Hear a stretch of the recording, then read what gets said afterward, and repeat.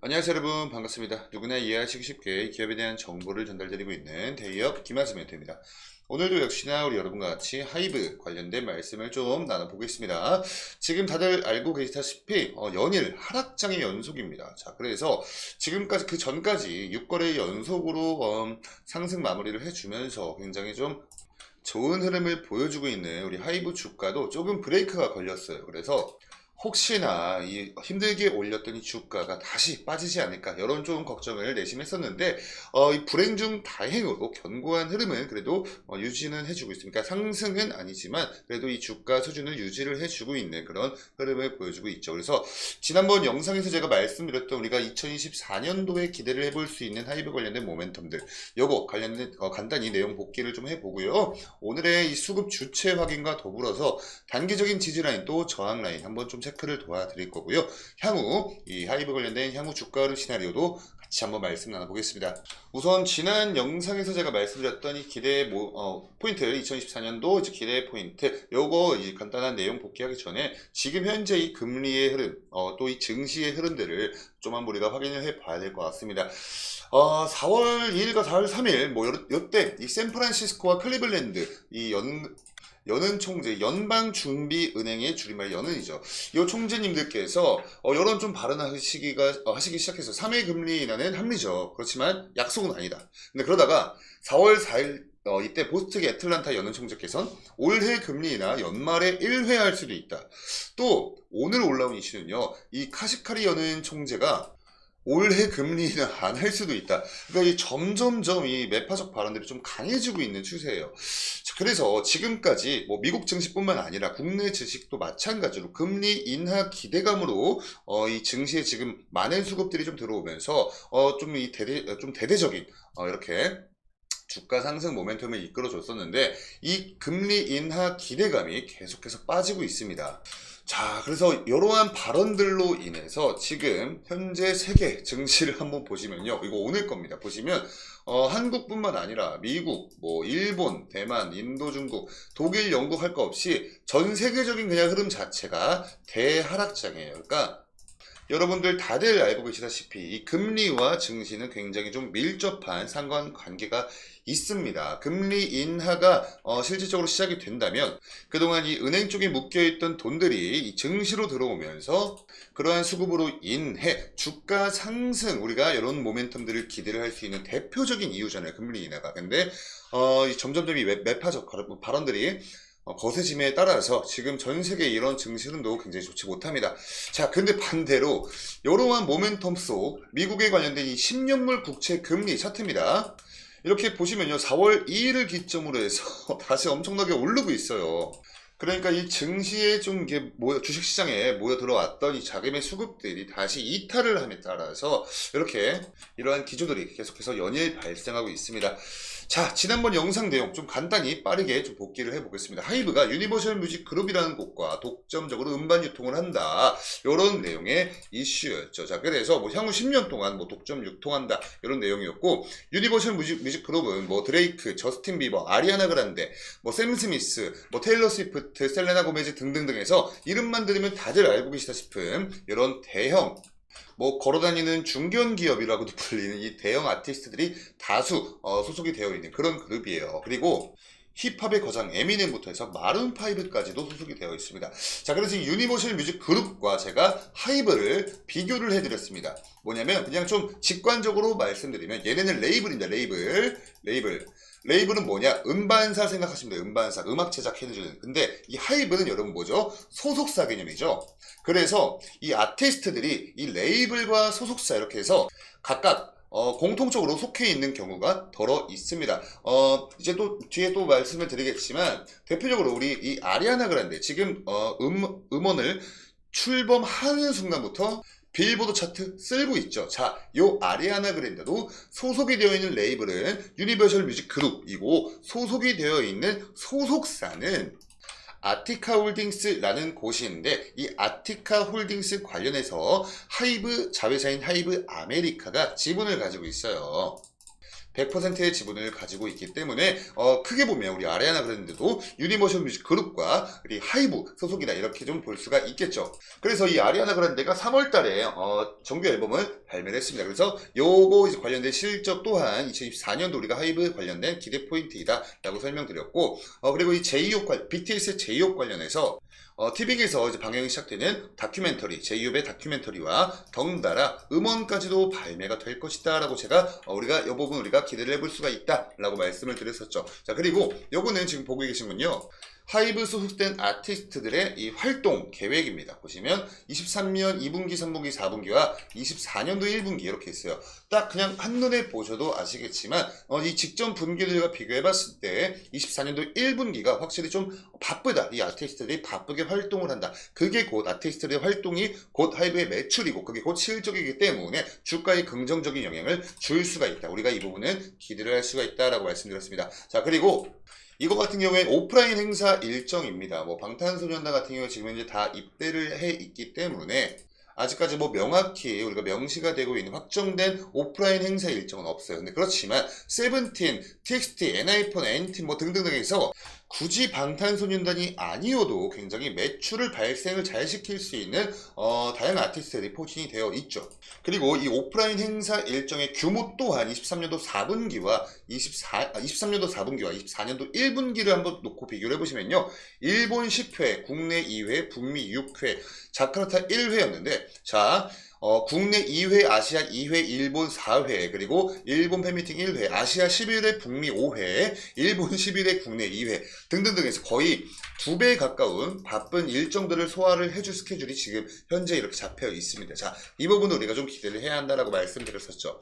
자, 그리고 오늘 영상에서 제가 우리 여러분께 새롭게 소개시켜드릴 내용은 바로 이겁니다.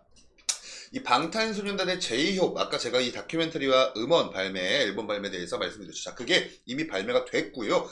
지금 이제 결과값이 나오고 있어요. 일본 오리콘주에서, 여기서 오리콘 차트에서 주간 디지털 앨범 1위 등극을 했답니다. 자, 실질적인 성과가 나오고 있습니다. 시작이 됐어요. 그리고 최근에 이 세븐틴이 공연을 했는데 굉장히 성황리에 마무리가 잘 됐다라는 내용입니다. 보시면 인천에서 열렸던 공연이에요. 근데 앙코르 첫 공연 관람객이 총 5만 6천여 명 규모로 이 중에서 무려 2만 명이 해외 팬으로 집계가 됐다고 합니다. 그러니까 실질적인 관광객 유입 효과를 냈고요. 뭐 중국, 일본, 뭐 동아시아, 미국, 뭐 아시아, 아프리카, 유럽, 북미, 남미 뭐 등등해서 그냥 글로벌 국적의 팬들이 집결했다. 여기서 굉장히 유의미하다. 이런 내용입니다. 자, 그러니까 제가 이 지난번 영상에서 우리가 2024년도 기대할 수 있는 모멘텀에 대해서 설명을 드렸다면 이제 차츰 이제 우리 2분기 들어왔죠. 지금 4월달이기 때문에 이제 2분기 들어왔습니다. 이제 2분기부터 차츰 그 성과들이 이렇게 보이고 있는 것이다 라는 겁니다. 자, 그럼 이런 내용들 토대로 해서 이제 주가에 관련된 말씀 한번 나눠보도록 하겠습니다. 차트로 바로 넘어가기 전에 우리 여러분들 구독 버튼과 좋아요 버튼 한 번씩 꼭 부탁드리면서 많은 응원과 성원 부탁드릴게요. 저희 대여분 우리 여러분께 뭐 문자를 요구한다거나 리딩방 가입을 권유한다거나 금전 요구 이런 거 일절 없이 정말 100% 팩트에 기반된 이 기업 관련된 정보만 전달을 드리고 있으니까 우리 여러분들 무료인 구독과 좋아요 버튼으로 많은 응원 부탁드리겠습니다. 자, 그럼 차트로 넘어가 볼게요. 이렇게 차트로 넘어와서 한번 좀 같이 보시면요. 과거 히스토리까지는 읽지 않겠습니다. 오늘 영상에선 최근 지금의 주가 흐름 추이에 관련돼서만 좀 말씀을 드릴게요. 제가 바로 직전 영상을 이때 이 3월 28일 날 촬영을 했었거든요. 이때까지 정말 6거래일 연속 동안 굉장히 좋은 모습을 보여주고 있었습니다. 자, 그리고 제가 이 영상에서 예상이 가는 지지라인과 저항 라인에 대해서 좀 설명을 드렸었는데 그때 당시 22만원 근처에서 좀 지지를 받을 확률이 높아 보인다 라고 말씀드렸죠. 자, 근데 지금 4거래일 연속으로 22만원 근처에서 이렇게 정말로 지지를 받아주는 모습 우리가 예상을 했던 시나리오가 적중을 하고 있다라는 부분 확인할 수 있고요. 그리고 반대로 좀 이렇게 가능성이 높아 보이는 저항 구간 약 23만원 근처 말씀드렸었는데 제가 요날 영상 촬영하고 바로 다음날 요 근처에서 저항에 밀리는 모습 보여주었습니다. 그리고 그 다음날 돌파를 해주긴 했지만 저항에 밀렸고요. 자, 그래서 지금 오늘 장에선 22만 4천원으로 종가 마무리를 했습니다. 이 시장 자체가 굉장히 좋지 못한데 오히려 이 주가가 빠지지 않고 그래도 요 22만원 지지 라인 지켜주고 있거든요.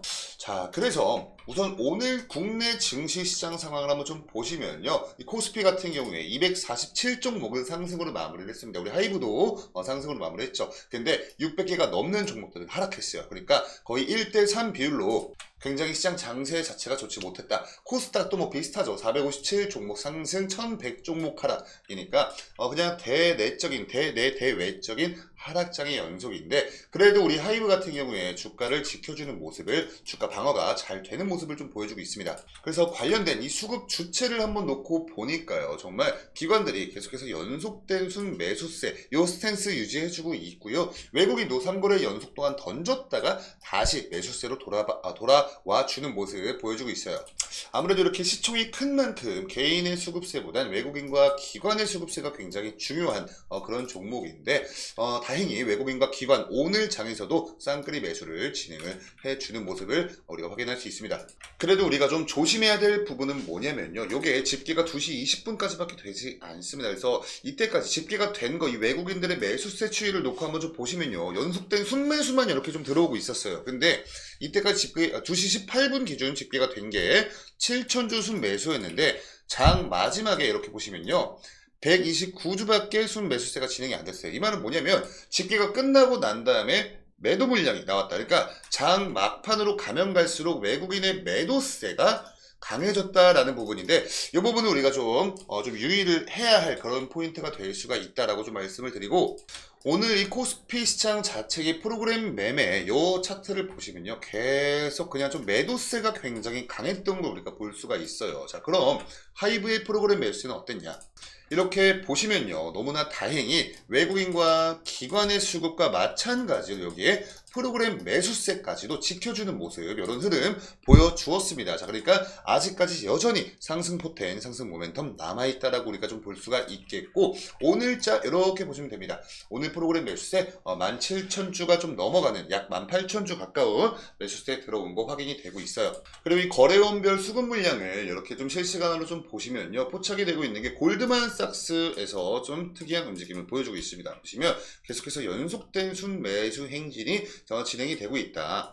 근데 반대로 이 메릴 린치 이쪽 구좌에서는 연속된 매도세가 좀 포착이 되고 있죠. 자, 이런 것도 우리 여러분들 좀 체크를 해보시면 그래도 이제 보다 더 안정적인 투자 활동을 하실 수 있다라는 생각이 좀 들고, 이렇게 살펴본 내용을 좀 총평해서 말씀을 드리자면, 외국인 수급 아직 살아있고요, 기관들 수급 아직 살아있죠. 그리고 프로그램 매수세까지도 살아있습니다. 그러니까 오늘 장에서는 개인들이 좀 물량을 많이 좀 뺏겼다, 이렇게 좀 보실 수가 있겠고, 이러한 부분들로 인해서 추가적인 상승 모멘텀은 여전히 살아있다라고 보는 게 조금 더 가능성이 높아 보입니다. 그리고 이 지지라인과 저항 구간에 대해서 좀 마지막 부연 설명을 드리자면, 정말 유효하게 우리의 예상 시나리오대로 적중을 해 나가고 있는 모습이 확인이 됐기 때문에 굳이 수정하지 않고 이렇게 참고를 하시면 좋을 것 같아요. 22만원 근처 지지를 받고 있고 23만원 근처에서 저항에 밀리고 있다, 이렇게 좀 간단히 생각을 하시면 좋을 것 같고요. 앞으로 우리가 좀 지켜봐야 할 관전 포인트가 될 수 있는 포인트가 뭐냐면, 요 11선을 이탈을 하느냐 안 하느냐, 그리고 요 22만원 요쪽 지지 라인을 이탈을 하느냐 안 하느냐, 요게 좀 될 수가 있을 것 같아요. 아마 이 돌아오는 월요일장에 혹시 뭐 코스피 지수가 다시 좀 회복이 된다면 당연히 좀 수급이 다시 들어와 주면서 추가적인 상승 모멘텀 이어나갈 가능성이 높아 보여요.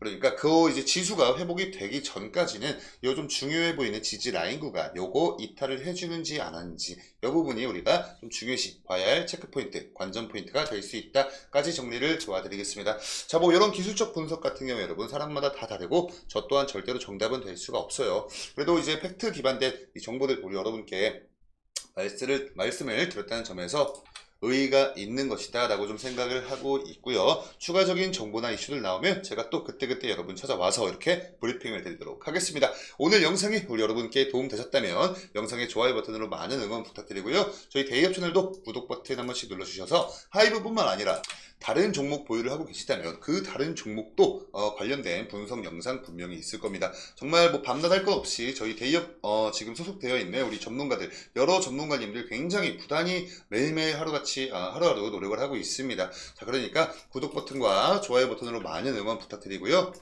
혹시 시간 되신다면 좀 힘이 되는 댓글들도 한 번씩 부탁드릴게요. 자, 그럼 저는 다음 영상으로 인사드리고요. 지금까지 데이업의 김하진 멘토였습니다. 여러분 감사합니다.